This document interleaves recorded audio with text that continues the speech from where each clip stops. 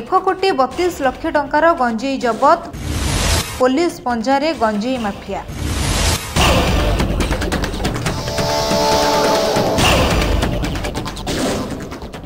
Rayagada town थाना police पंजारे धरा पड़िले गंजेई माफिया।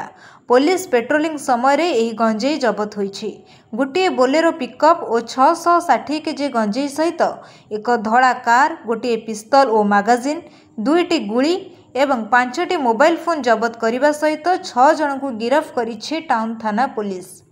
गिरफ्त 6 जन हेले रायगड़ा सहरर नुआ साहिर R Amalraj, R Avinash, R Anand, Bisam Cuttack थाना निर्गुंडी ग्रामर रंजित करकरिया, कोरापुट थानार मजिबुल हक अली और कोरापुटर ए विनोद कुमार।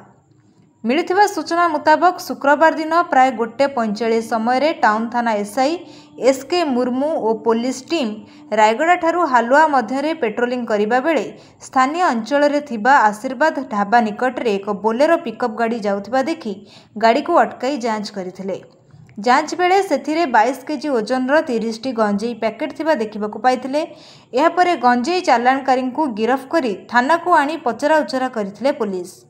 पचरा उचरा बेले एही गंजेई चंद्रपुर ब्लॉक रो एक गाँव छत्तीसगढ़ रायपुर को चालाण करुथिबा स्वीकार करथिले।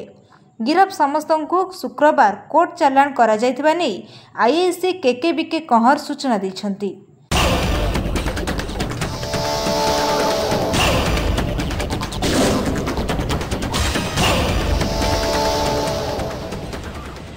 मन सुजाता मुर्मू आज जिले नंबर 9 अमर भाई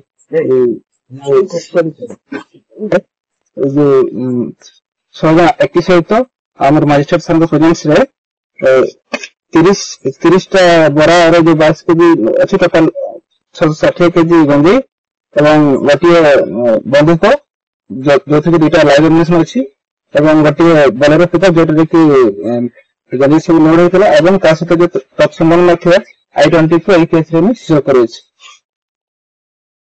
रायगड़ा सुशांत प्रधान का रिपोर्ट, दर्शन टीवी।